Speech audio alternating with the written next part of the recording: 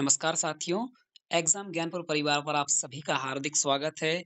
तो दोस्तों UP police भर्ती बोर्ड की ओर से आप सभी को एक और खुशखबरी आज प्राप्त हो चुकी है। हाँ जी, मैं बात कर रहा हूँ यूपी पुलिस एसआई और एएसआई भर्ती 2023 के बारे में, जो कि आपका ऑफिशियल नोटिफिकेशन जारी हो चुका है।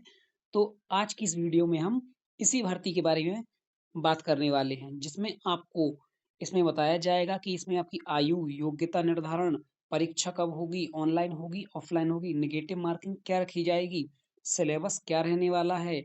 इसके अलावा कंप्यूटर में आपसे कौन-सा diploma, O level, triple C आदि बीसीए सभी जानकारी आपको इसमें मिलने वाली है और आपके सारे डाउट खत्म होने वाले हैं। तो यदि आप भी यूपी पुलिस कांस्टेबल और यूपी एसआई, एएसआई संबंधित तैयारी करना चाहते हैं, तो हमारे चैनल को अभी सब्सक्राइब कर लें, ताकि आने वाली हर भर्ती कंप्लीट, सही और सबसे पहले अपडेट आपको हमारे द्वारा मिल सके।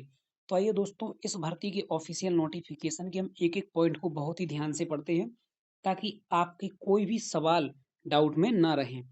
तो आइए हम ऑफिशियल नोटिफिकेशन देखते हैं। ये रहा दोस्तों आपका यूपी पुलिस भर्ती एवं प्रोन्नति बोर्ड द्वारा जारी किया गया ऑफिशियल विज्ञापन।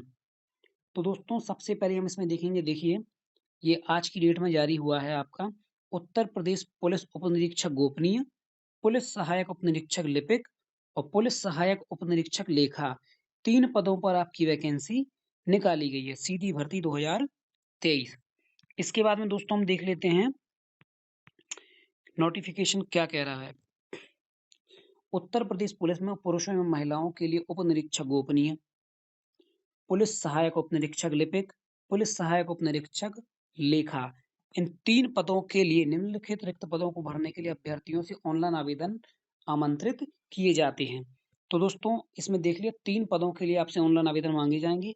अब किस पोस्ट के आपके कितने पद आए हुए हैं, कितने वेतनमान, कितना ग्रेड पे है, सभी देख लेते हैं हम। देखिए, तो दोस्तों ये देखिए सबसे पहले आपकी पुलिस उपनिरीक्षक गोपनीय समूह गा, मतलब यूपीएसआई का ये पद है। ये इसमें आपका 4200 ग्रेड पे रहने वाला है आपका, जो कि आपका 9300 पे बैंड के अंतर्गत आता है। इसमें पदों की संख्या की बात करें तो 268 पद इसमें रखे गए हैं। पुलिस सहायक उपनिरीक्षक लिपिक, जो कि क्लर्क होता है, एएसआई, इसमें आपके 449 पद रखे गए हैं, जो कि 2800 ग्रेड पे की नौकरी होती है। इसके बाद हम बात करेंगे आपकी पुलिस सहायक उपनिरीक्षक लेखा, ये भी आपकी 2800 ग्रेड पे की एएसआई की होती है। इसमें आपके पद रखे गए हैं 204। इस प्रकार कुल मिला के आपके 921 पदों पर ये वैकेंसी निकाली गई है। तो दोस्तों पद से संबंधित आपका सवाल पूरा हो गया। इसके बाद हम देखते हैं आपके अलग-अलग श्रेणी में किस पोस्ट के लिए कितने पद हैं। तो देखते हैं, ये आपके देखिए पुलिस उपनिरीक्षक गोपनीय के लिए अनरिजर्व के लिए 114, ईडब्ल्यूएस के लिए 25, ओबीसी के लिए 71, अनुसूचित जाति के लिए 54, अनुसूचित जनजाति के लिए 4। टोटल कुल मिला के पुलिस उपनिरीक्षक गोपनीय के लिए 268 पद निकाले गए हैं। इसके बाद हम बात करते हैं पुलिस सहायक उपनिरीक्षक लिपिक के लिए। तो इसमें जनरल के लिए 186, ईडब्ल्यूएस के लिए 43, अन्य पिछड़ा वर्ग के लिए 120, अनुसूचित जाति के लिए 93, अनुसूचित जनजाति के लिए 7। कुल मिलाकर 449 पद पे यह भर्ती आपकी निकाली गई है। इसके बाद हम अगली पोस्ट देखें तो तीसरी पोस्ट है हमारी दोस्तों, तीसरी पोस्ट हमारी पुलिस सहायक उपनिरीक्षक लेखा। इसमें दोस्तों हम देखते हैं आपके, तो इसमें अनारक्षित के 88, आर्थिक रूप से कमजोर वर्ग ईडब्ल्यूएस के 19, ओबीसी के 53, अनुसूचित जाति के 42, अनुसूचित जनजाति के 2। कुल मिलाकर 204 पदों पर पुलिस सहायक उपनिरीक्षक लेखा के पदों पर वैकेंसी निकाली गई है। तो दोस्तों ये तो हो गई आपकी कैटेगरी वाइज, पोस्ट वाइज आपकी कितने पद में निकाले गए हैं। अब देखते हैं हम इनकी सबसे इंपॉर्टेंट चीज कि आपके ऑनलाइन आवेदन कब से होंगे और कब इसकी फॉर्म की लास्ट डेट होगी। तो देखिए दोस्तों, ऑनलाइन आवेदन शुल्क जमा करने प्रारंभ होने की तिथि है आपकी 7 जनवरी 2024। इसके बाद हम बात करेंगे ऑनलाइन आवेदन शुल्क जमा करने की अंतिम तिथि 28 जनवरी 2024। इसके बाद हम बात करेंगे शुल्क समायोजन एवं आवेदन में संशोधन की अंतिम तिथि 30 जनवरी 2024। मतलब आपके फॉर्म 7 जनवरी से शुरू होंगे, 28 जनवरी तक भरे जाएँगे, 30 जनवरी तक आपका करेक्शन होगा। तो ये आपकी इम्पोर्टेंट डेट हो गई, इनका विशेष ध्यान रखना। और इस भर्ती की प्रक्रिया के लिए आवेदन शुल्क ₹400, किसी भी कैटेगरी से हो आप, ₹400 आपके लगेंगे। इसके बाद हम बात करेंगे अर्हताएँ। आप भारत के नागरिक हो, किसी भी राज्य के हों, आप इसका फॉर्म अप्लाई कर सकते हैं। अब इसके बाद हम देखेंगे दोस्तों, इसके बाद हम देखते हैं इसमें आपकी शैक्षिक योग्यता क्या होनी चाहिए। मतलब आप कौन-सी डिग्री, कौन-सी डिप्लोमा इसमें आपको चाहिए पड़ेगा। तो देखिए, सबसे पहली पोस्ट है आपकी पुलिस उप निरीक्षक गोपनीय पद के लिए। भारत में विधि द्वारा स्थापित विश्वविद्यालय से स्नातक उपाधि, सरकार द्वारा मान्यता प्राप्त समकक्ष अर्हता। मतलब आप ग्रेजुएशन पास हो इसमें।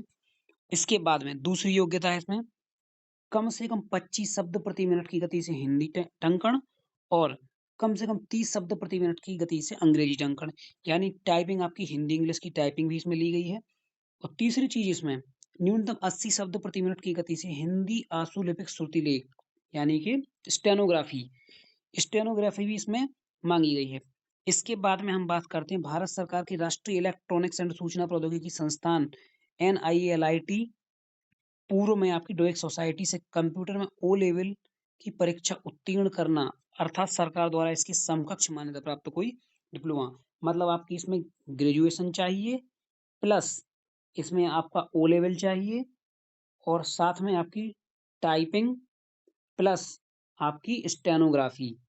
ये तीनों चीजें आपके पास में हैं तो आप इस पोस्ट के लिए अप्लाई कर सकते हैं।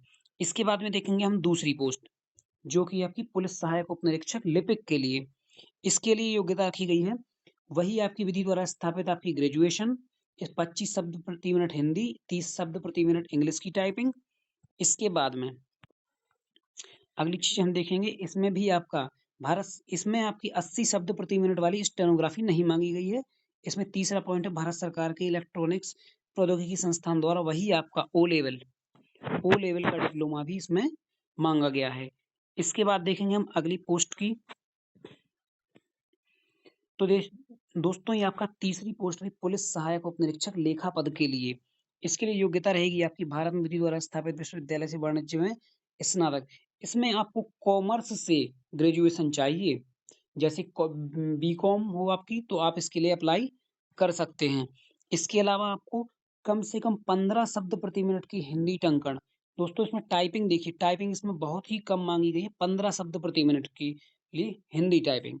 इसके बाद में आपके पास ओ लेवल का सर्टिफिकेट इसमें होना चाहिए। बीकॉम प्लस ओ लेवल इसमें अगर आपके पास में है तो आप इसके लिए अप्लाई कर सकते हो। 15 शब्द प्रति मिनट की टाइपिंग, कोई टाइपिंग ज़्यादा हार्ड नहीं होती है, ये हर कोई कर सकता है। तो आप इस पोस्ट के लिए अप्लाई कर सकते हैं, पुलिस सहायक उप निरीक्षक लेखा पद के लिए। इसके बाद दोस्तों हम बात करेंगे आपकी ये आपकी एक्स्ट्रा, हाँ, आयु के बारे में देख लेते हैं दोस्तों। तो अभ्यर्थी ने दिनांक 1 जुलाई 2023 को 21 वर्ष की आयु पूर्ण कर ली हो और 28 वर्ष से अधिक की आयु पूर्ण ना की हो, अर्थात अभ्यर्थी का जन्म 1/7/1995 से पूर्व और 1/7/2002 के बाद ना हुआ हो। तो दोस्तों, आपकी आयु इस फॉर्म में 1 जुलाई 2023 से काउंट की जाएगी और मिनिमम आयु आपकी 21 वर्ष और अधिकतम आयु आपकी 28 वर्ष होनी चाहिए। इसके अलावा ओबीसी एससी एसटी को प्लस 5 साल की छूट मिलती है और महिलाओं के लिए अलग से रिजर्वेशन इसमें दिया जाता है, वो भी हम एक बार देख लेते हैं इसमें। इसके बाद दोस्तों हम बात करेंगे आपकी, इसके बाद आपकी भर्ती की प्रक्रिया देखिए। दोस्तों, ये देखिए, यह चयन उत्तर प्रदेश पुलिस लिपिक लेखा गोपनीय सहायक संवर्ग नियमावली 2015 के तहत की जाती है। इसके लिए आपकी ऑनलाइन लिखित परीक्षा, देखिए सबसे मेन पॉइंट इसमें आपकी परीक्षा ऑनलाइन होने वाली है। देखिए, ये लिखा हुआ है ऑनलाइन लिखित परीक्षा। ऐसे अभ्यर्थी जिनके आवेदन सही पाए जाएंगे, 400 अंकों की ऑनलाइन परीक्षा होगी। दोस्तों, पूर्णांक होगा आपका 400 का। लिखित परीक्षा सम्मिलित होने की अपेक्षा की जाए, इसमें कुल 200 प्रश्न होंगे और 400 अंकों के होंगे। तीसरी चीज, समयावधि होगी आपकी 2.5 घंटे की और लिखित परीक्षा में 4 विषयों से संबंधित एक वस्तुनिष्ठ प्रकार का प्रश्न पत्र होगा। तो दोस्तों समझिए आप, 200 प्रश्न, 400 अंकों के, 2.5 घंटे की समयावधि होगी। इसके बाद विषय देख लेते हैं, कौन कौन सी विषय इसमें मांगे गए हैं। तो देखिए ये आपके 4 विषय रहने वाले हैं। सामान्य हिंदी जिसमें आपकी कंप्यूटर भी रहेगी, उसमें आपके 100 अंक रहेंगे यानी कि 50 क्वेश्चन रहेंगे 100 अंकों के। सामान्य जानकारी इसमें सामाजिक विषय भी रहेगा आपका, इसके भी आपके 50 क्वेश्चन 100 अंकों के। इसके बाद संख्यात्मक योग्यता, मानसिक योग्यता परीक्षा यानी कि इसमें आपकी मैथ वो भी 50 क्वेश्चन की रहेंगी जो कि 100 अंक के रहेंगे। इसके बाद मानसिक अभिरुचि, बुद्धिलब्धि, तार्किक परीक्षा यानी कि रीजनिंग वो भी 50 क्वेश्चन की 100 मार्क्स रहेंगे। इस प्रकार से आपके टोटल आपका 400 मार्क्स का पेपर होगा और इसमें नेगेटिव मार्किंग की बात करें तो दोस्तों यूपीएसआई और एएसआई में कोई भी नेगेटिव मार्किंग नहीं होती है। इसके बाद में हम दोस्तों बात करें इसमें देखो एक चीज का और प्रावधान होता है कि प्रत्येक विषय में 35% और कुल 40% अंक प्राप्त करने वाले की ही इसमें एलिजिबिलिटी रहेगी। इससे कम अगर आपके मार्क्स आते हैं तो आपका स्कोर कार्ड ही नहीं बनेगा। इसके बाद दोस्तों हम बात करें देखिए नॉर्मलाइजेशन, सबसे बड़ी चीज देख लीजिए नॉर्मलाइजेशन। लिखित परीक्षा एक से अधिक पालियों में अथवा एक से अधिक दिनांकों में विभिन्न पालियों में विभिन्न प्रश्न पत्रों के साथ संचालित कराए जाने की दशा में ऐसी परीक्षाओं में सम्मिलित होने वाले अभ्यर्थियों द्वारा प्राप्त अंकों के प्रसामान्यीकरण नॉर्मलाइजेशन हेतु बोर्ड द्वारा प्रसामान्यीकरण प्रक्रिया का प्रकाशन विषयक सूचना विज्ञप्ति संख्या F1 2023 दिनांक 18 दिसंबर 2023 में विहित प्रक्रिया अपनाई जाएगी। अर्थात आपका एक से अधिक पाली में अगर आपका एग्जाम होता है तो इसमें आपका नॉर्मलाइजेशन बिल्कुल होगा और अगर एक ही शिफ्ट में होता तो इसमें नॉर्मलाइजेशन नहीं होता। ये आपका नॉर्मलाइजेशन का सूत्र है लेकिन ये अपन को समझ नहीं आता है क्योंकि इसमें बोर्ड वाले ही अपने हिसाब से करते हैं। इसके बाद दोस्तों हम देखते हैं अगला चरण। इसमें हम देखने वाले हैं ठीक है ये तो हो गया आपका एग्जाम। अब यदि आपका एग्जाम क्वालिफाई होता है तो एग्जाम के बाद होता है आपका डीवीपीएसटी यानी डॉक्यूमेंट वेरिफिकेशन और फिजिकल स्टैंडर्ड टेस्ट, अभिलेखों की समीक्षा और शारीरिक मानक परीक्षण। तो देखिए लिखित परीक्षा में सफल पाए गए अभ्यर्थियों से अभिलेखों की समीक्षा और शारीरिक मानक परीक्षण में सम्मिलित होने की अपेक्षा की जाएगी। कुल रिपीटियों की अपेक्षा दृष्टिगत रखते हुए बोर्ड द्वारा योग्यता के आधार पर राज्य की आरक्षण नीति के अनुसार इस परीक्षण के लिए बुलाए जाने वाले अभ्यर्थियों की संख्या का निश्चय किया जाएगा। तो दोस्तों डीबीपीएसटी के लिए एग्जाम क्वालिफाई के बाद आपको बुलाया जाएगा। तो डॉक्यूमेंट वेरिफिकेशन में आपके डॉक्यूमेंट चेक होंगे, 10th 12th graduation O level, सिर्फ जो मैंने आपको बताया वही। इसके बाद होगा आपका फिजिकल। तो फिजिकल में क्या चाहिए वो देख लीजिए। सामान्य और अन्य पिछड़ा वर्ग अनुसूचित जाति के लिए आपका मिनिमम ऊंचाई 163 सेंटीमीटर चाहिए पुरुषों के लिए, और जो पुरुषों में अनुसूचित जनजाति से हैं उनके पुरुषों के लिए न्यूनतम ऊंचाई चाहिए 156 सेंटीमीटर। अब हम देख लेते हैं दोस्तों सीना। तो सामान्य अन्य पिछड़ा वर्ग और अनुसूचित जातियों के लिए न्यूनतम सीने की माप 77 सेंटीमीटर और फुलाने के बाद कम से कम 82 सेंटीमीटर यानी 5 सेंटीमीटर का फुलाव आवश्यक आपका होगा। इसके बाद दोस्तों हम देखते हैं अगला पॉइंट। तो ये आपका शारीरिक मानक परीक्षण हो जाएगा। इसके बाद में महिलाओं के लिए देखते हैं। महिलाओं के लिए ऊंचाई देखिए, सामान्य अन्य पिछड़ा वर्ग और अनुसूचित जाति के लिए 150 सेंटीमीटर और अनुसूचित जनजाति की महिलाओं के लिए 145 सेंटीमीटर, ये आपकी हाइट हो गई। और वजन होता है महिलाओं का न्यूनतम 40 किलोग्राम हर कैटेगरी में। इसके अलावा तो देखते हैं यदि आपका डीबीपीएसटी क्वालिफाइड होता है इसके बाद आपको कंप्यूटर टंकण आशुलिपि परीक्षा के लिए बुलाया जाता है। जिसकी हिंदी इंग्लिश टाइपिंग है उसको हिंदी इंग्लिश के लिए बुलाया जाएगा, जिसकी आशुलिपिक स्टेनोग्राफी उसके लिए बुलाया जाएगा और जो कॉमर्स वाला है उसको लेखा परीक्षा के लिए बुलाया जाएगा। तो ये चरण भी आप क्वालिफाई करने के बाद आपको आपकी चयन और अंतिम योग्यता सूची यानी कि फाइनल मेरिट लिस्ट जारी हो जाती है जो कि आपकी नॉर्मलाइज्ड होके बनती है। इसके बाद में आपका मेडिकल चिकित्सा परीक्षा कराई जाएगी जो कि बहुत ही नॉर्मल तरीके से होती है क्योंकि ये एक क्लर्क की पोस्ट होती है। इसके बाद आपका चरित्र सत्यापन आदि वगैरह करवा के आपकी ज्वाइनिंग और ट्रेनिंग पे भेज दिया जाता है। इसके बाद हम बात करते हैं कि आरक्षण और आयु सीमा में छूट यानी महिला ओबीसी एससी एसटी को कितनी छूट इसमें दी गई है। तो दोस्तों ये भी देख लेते हैं। तो देखिए ये इसका ये पॉइंट रहा लंबवत वर्टिकल आरक्षण। तो देखिए अनुसूचित जाति एससी को आपका 5 वर्ष की छूट प्रदान की गई है।